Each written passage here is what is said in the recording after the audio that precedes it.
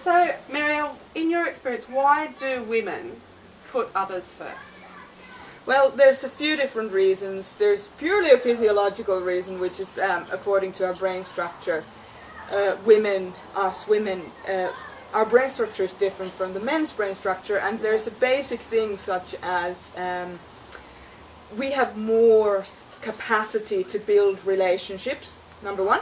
Yep. And number two, if you go into the primal level, into kind of the reptilian stuff, what happens is that a woman knows instinctively that they cannot survive on their own in the wild. I'm not talking about these days, or the modern woman, of course. These days a woman can survive alone. That's fine. There's no doubt about it. But it still has, our brain structure is still wired to not be alone, basically. Which means that we nurture relationships as whole.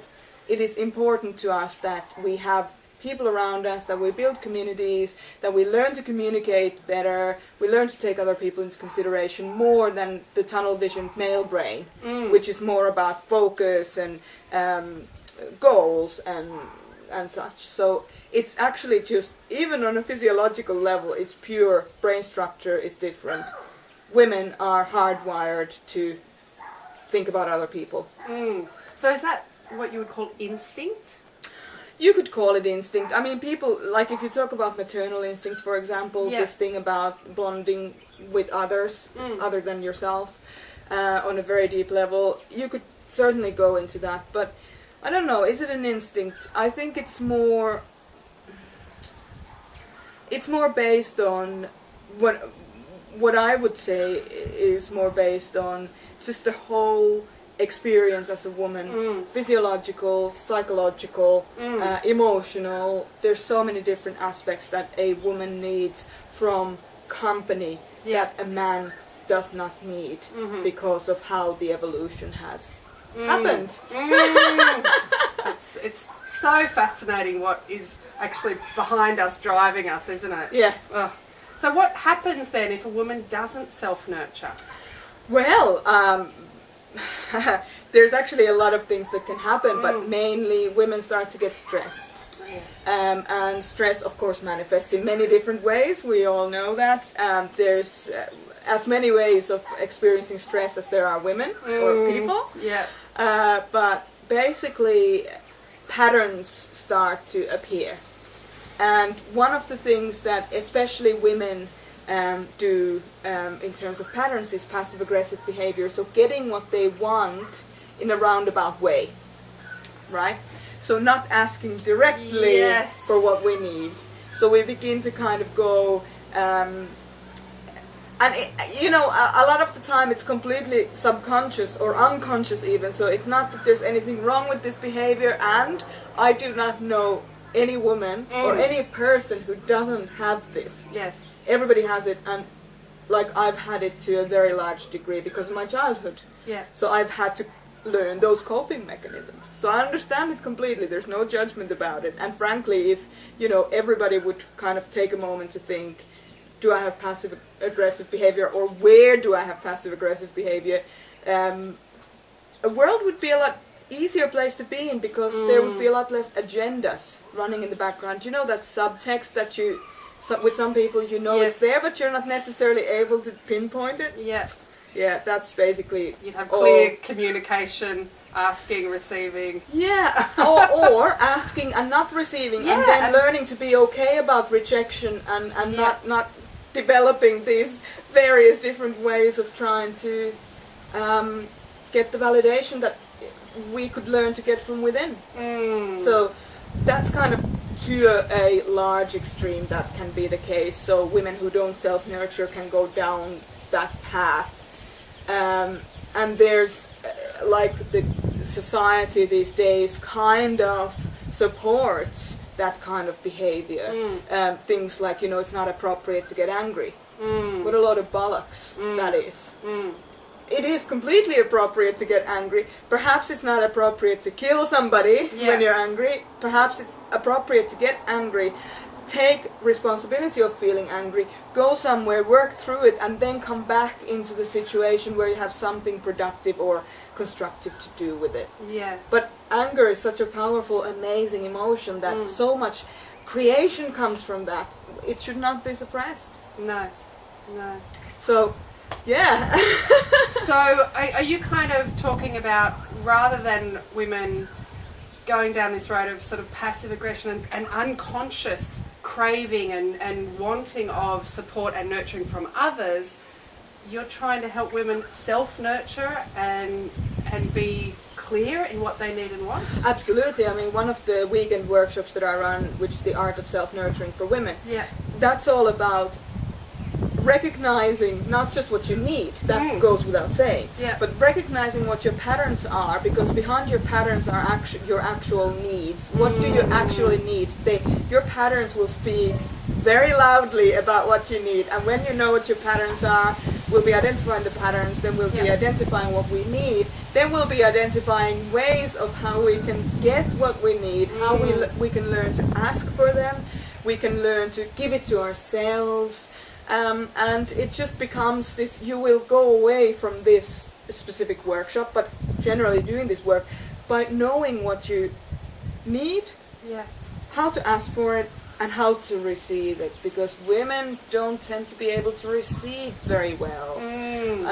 Most women are to some extent self-sacrificing, but this is one of the things that with this work, this Radiant Woman work, we become a lot more independent in ourselves, not dependent on that external validation that, that we crave when we're not getting it.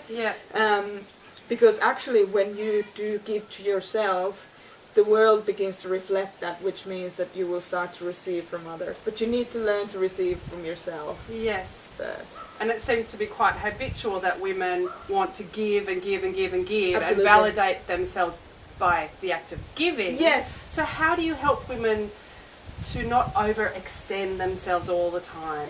Well, number one is just to recognize that they are. Yeah. Because most people feel like they're always putting themselves last, but they don't actually acknowledge the fact that this is the case. Because when we start to kind of go like, right, I'm sitting down here, I'm going to just recognize for myself that I do this giving, and I'm actually a giving, loving person. When we start to recognize those things about ourselves, we start to see ourselves in a different light. And it's really interesting what comes up. And our gifts come from that space as well. Who we really are comes forth. It's beautiful. Well, there's that saying that has become just such a concrete part of the vernacular. It's better to give than to receive. Oh God. Where do you stand on that? Sorry, did my eyes just roll out of their sockets? Yeah, but it's become something that we hold as true. That's right. Organized religion has a lot to do with that, a lot to answer in terms of that. But look, it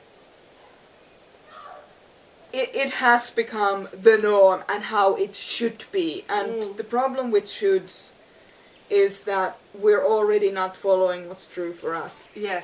Whenever you hear yourself say should, or you say should to somebody in a conversation, oh, I should really do this, or you hear yourself saying to yourself, like your internal dialogue might be, oh, I should have done something different, or I should have done this, or Jesus, I shouldn't have done that. You already know that you're not in the receiving mode. You're already in that mode where you have been programmed to just give, to actually have value. Yeah. It's a very industrial model. It's a very industrial thing, and it's all about, I am of value if I give to others. Yes. Yeah. Whereas you are of value. You are of value regardless of giving. Yes. You are of value. Your value does not depend on you giving. Yeah. And the that sticky word, better. Having one over the other, they're both valid, aren't they? Receiving and giving are parts of the same animal. Absolutely. I mean, one is better than the other. Kill me now. That's right. Yeah. It's such bullshit. Like, we actually learn that this is the truth, and it's not the truth. There is no better or worse in anything, really. it just is what it is, and Yeah. only to the extent that you receive are you able to fully give. You cannot give, you cannot heal anybody, you cannot do anything for anybody unless you have been able to do it for yourself. Yeah. You know, like people talk about health, for example. You can't help somebody else get better unless you're well in yourself. You No. cannot do it. Yeah. You'll be able to do it for a certain period of time, and then there's resentment and all this kind of thing because you're wrecked and they're not getting better because they should be getting better themselves, not somebody else make somebody else better. So if I hear you right, you're really wanting to help women learn about their habits in this art of giving and receiving and self-nurturing. Yeah. And be well. Be healthy in mind, body and spirit. Absolutely. A woman who is well and who is in themselves is the most powerful force on the planet. I know you know that. True that. I know you know that. And it's almost, you know, giving becomes effortless when you are well. That's the thing. It flows. It's not Yeah. a burden or a chore or Yeah. a conscious... You just I'm share. giving- yeah. You yeah. share. And that's what happens. You know, Yeah. you're not giving from your cup. You're filling your own cup so then it overflows for Yeah. others. So it's not some new age, hippie, idealistic kind of transformative thing. It's very grounded and scientific and real and practical.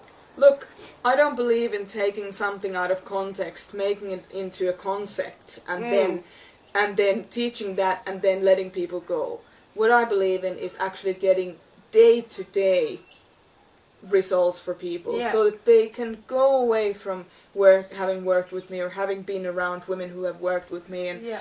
go away and really feel that they have a sense of who they are and they have a direction for themselves. It's not about me, it's about the women actually being able to be themselves. There's, as I said, there's nothing more beautiful. powerful. Yeah, and beautiful, yeah. And radiant. I mean, you know Yes. those women who are in themselves, Yeah. they just shine. Yeah. It's almost impossible not to look at them. Do you think every woman has the potential for that? Every woman has. I can tell you if I have it, if I can have it, coming Yeah. from where I've come from, Yeah. anybody can have it. Yeah. There you go. I love it. I love it.